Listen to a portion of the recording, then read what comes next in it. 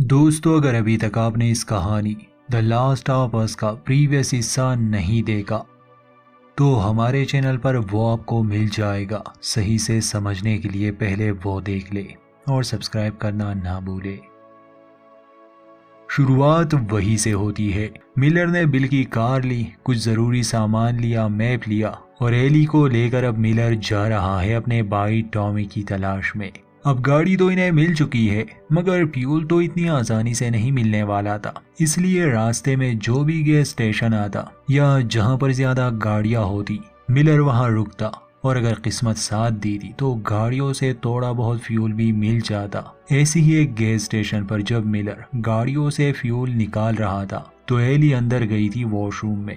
Episode 1 से Eli gun की मांग कर रही थी। टेस जिंदा थी तो वो भी गन देने से इनकार कर रही थी और मिलर तो शुरू से ही उसे गन नहीं देने वाला था। मगर जब ये लोग लिंकन टाउन गए थे, बिल के हथियारों से एली ने मिलर से छुपकर एक गन अपने पास रख ली थी और इस समय वो उसे यूज करने की प्रैक्टिस भी कर रही थी। वो बाहर आती है तो मिलर फ्यूल लेने में बिजी था। एली का कैरेक्टर शांत और ज्यादा ओबीडियंट नहीं है। एली बोल्ड है, थोड़ी बदतमीज है, जिद्दी भी है, मगर इस सब के बावजूद वो काफी होशियार है। अब हर डायलॉग तो एक्सप्लेन नहीं हो सकता मगर एली हमेशा मजाक में बात किया करती है और इसके मुकाबले मिलर, उसका अंदाज बिल्कुल उल्टा था। वो सीरियस था, अपने काम से काम रखता था, ज्यादा बात नहीं करता था और मजाक तो बिल्कुल नहीं। और शायद यही वजह है कि वो आज तक जिंदा है, क्योंकि ऐसी बर्बाद दुनिया में मजाक के लिए कोई जगह नहीं। खैर, फ्यूल भरने के बाद ये लोग वायोमिंग जाने वाले थे। नक्शा था इनके पास, जो कि अच्छी बात थी और सफर बहुत लंबा था। शाम होने से पहले ही मिलर गाड़ी को जंगल के दिहाने पर पार्क करता है। ये लोग जंगल में ही रात बिताने वाले थे। खाना बनाते समय जब एली पूछती है कि क्या हम आग जलाने वाले हैं तो मिलर इनकार कर देता है। एली कहती है कि हाँ जानती हूँ, क्योंकि इन्फेक्टेड लोग हमें ढूंढ लेंगे। मगर मिलर कहता है कि नहीं, वो इतने स्मार्ट नहीं है। मिलर का मतलब और लोगों से था, जैसे लुटेरे। ये बात सुनकर एली पूछती है कि ज्यादा से ज्यादा वो हमारा खाना लूटने आएंगे ना। मगर मिलर ज्यादा इस बारे में बात नहीं करता। दिल ही दिल में बेली को थोड़ा डर लगने लगा, क्योंकि ये बिना कानून वाली दुनिया है और यहाँ कुछ भी हो सकता है। रात को दोनों जंगल में ही सो जाते हैं मगर बाद में हमें दिखाया जाता है कि मिलर को नींद नहीं आ रही, वो पहरा दे रहा था। खैर, रात तो शांति से गुजर गई। सुबह एली जागती है तो कॉफी बन रही थी मगर एली को वो बिल्कुल पसंद नहीं आती। सामान पैक करके ये लोग वायोमिंग की तरफ अपना सफर शुरू करते हैं। रास्ते में एली कॉफी की इंसल्ट भी करती है, पर गलती उसकी नहीं है। अब क्वारंटीन जोन में कॉफी मिलती ही कहाँ है। खैर, इसके बाद एली मिलर से उसके भाई के बारे में पूछती है कि हम उसके पास क्यों जा रहे हैं और वो तुम्हारे साथ क्यों नहीं है। मिलर बताता है कि उसे शुरू से ही हीरो बनने का बहुत शौक था। इस तबाही के बाद उसने फायरफ्लाइज को ज्वाइन किया क्योंकि वो दुनिया को बदलने वाले थे। मुझे शुरू से ही ये बकवास लगता था, जो कि सच है। हम दुनिया को नहीं बदल सकते। मैंने बहुत कोशिश की उसे सुरक्षित रखने की। मुझे पता है वो ठीक है, बस हमें उसे ढूंढना होगा। अगर वो हमें वायोमिंग में नहीं मिला तो वो आसपास के इलाके में कहीं ना कहीं होगा और जब वो हमें मिल जाएगा तो वो हमें विरोधी दल के किसी सीक्रेट जगह पर पहुंचा देगा। फिर इसके बाद एली सो जाती है और कुछ घंटे के बाद ये लोग पहुंच जाते हैं एक और शहर में। मैप के हिसाब से ये लोग सही जा रहे थे मगर जहाँ से इन्हें गुजरना था वहाँ का रास्ता पूरी तरह से ब्लॉक था। ये बड़ी समस्या थी इनके सामने, क्योंकि इन्हें घूमकर जाना था जो अब मुमकिन भी नहीं था। इसलिए मिलर फैसला करता है कि हम उस रास्ते से जाएंगे जो शहर के बीच से गुजरता है।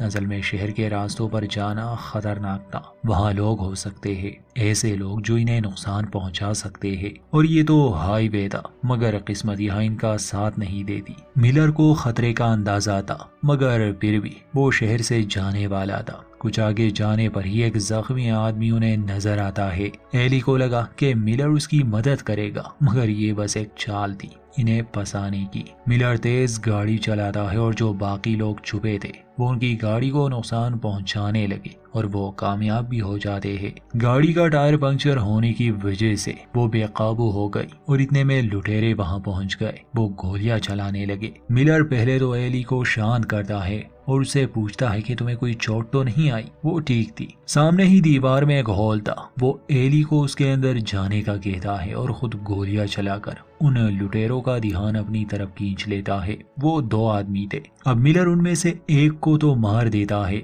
एली दीवार के उस पार जा चुकी थी। बदकिस्मती से मिलर की गन यहाँ खराब हो गई। वो आदमी आता है और उस पर हमला कर देता है। दोनों ही लड़ते हैं। अंत में वो दूसरा आदमी मिलर का गला दबाने लगा। एली को अंदाजा हो चुका था कि मिलर खतरे में है। वो उसकी मदद करना चाहती थी। जो गन उसने अभी तक छुपाई थी वो उसे ले लेती है और उस आदमी को शूट कर देती है। वो आदमी अचानक से नहीं मरता। खैर इसके बाद वो सीधा हो गया। वो बहुत रिक्वेस्ट करता है कि मुझे मत मारो, मैं और नहीं लड़ूंगा। पहले तो मिलर एली से वो गन ले लेता है, फिर उसे पीछे जाने के लिए कहता है और उस आदमी को मार देता है, क्योंकि इस दुनिया में दया दिखाना बेवकूफ़ी होगी। अब यहाँ से सीन शिफ्ट होता है कुछ और लोगों पर। ये लोग ना तो पेट्रा वाले थे ना ही विरोधी दल। ये आज़ाद लोग थे। इन्होंने खास इलाकों पर कब्जा किया हुआ था और वहाँ ये किसी को आने नहीं देते थे। ये दूसरे लोगों को लूटते थे। आने वाले एपिसोड में इनके बारे में ज्यादा जानकारी मिल जाएगी, मगर यहाँ हमें दिखाया जाता है कि इनकी लीडर एक औरत है जिसका नाम कैथरीन है। कैथरीन एक बुजुर्ग आदमी से पूछताछ कर रही थी। तभी उसके आदमी आते हैं और उन लाशों को ले आते हैं जिन्हें आज मिलर और एली ने मार डाला था। ये देखकर उसे और उसके लोगों को बहुत गुस्सा आता है।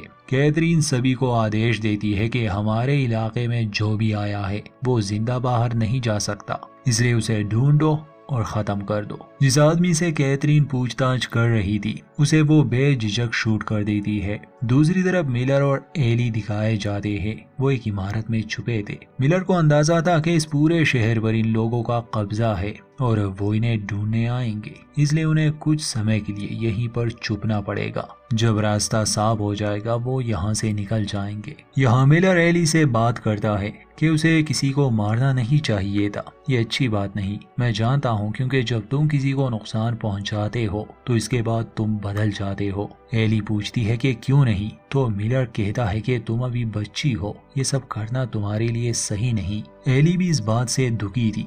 वो कहती है कि हाँ, मगर मैं इससे पहले भी किसी को मार चुकी हूँ। ये हमने देखा था जब उसने गैस स्टेशन में एक इन्फेक्टेड आदमी को मार डाला था। खैर कैथरीन के आदमियों को किसी बारे में पता चला। जब खुद कैथरीन वहाँ आती है तो एटिक में वो कुछ ड्राइंग्स देखती है जो जरूर बच्चों ने बनाए होंगे। अब इनकी क्या कहानी है ये आने वाले एपिसोड्स में पता चलेगा, मगर जिस इमारत में ये लोग थे वहाँ की जमीन में कुछ था, कुछ बहुत ही बड़ा और खतरनाक, जो बाहर आने की कोशिश कर रहा था। कॉर्डिसेप फंगल पैरासाइट ने कुछ बहुत ही खतरनाक चीजों को तैयार किया है, मगर अभी तक वो सामने नहीं आए। जल्द ही वो सामने आएंगे। खैर कैथरीन अपने आदमी से कहती है कि इसे हम बाद में देख लेंगे, पहले उन लोगों को ढूंढ ले। रात होने वाली थी। मिलर और एली को किसी सुरक्षित जगह पर रात गुजारनी थी।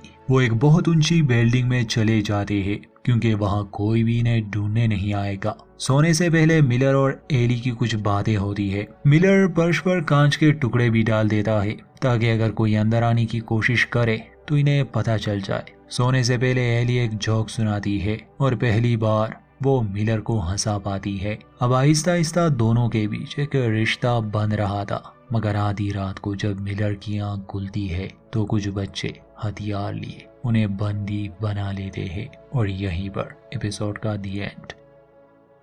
दोस्तों आगे देखेंगे होता है क्या। चैनल के साथ जुड़े रहिए। वीडियो अच्छी लगे तो लाइक करें।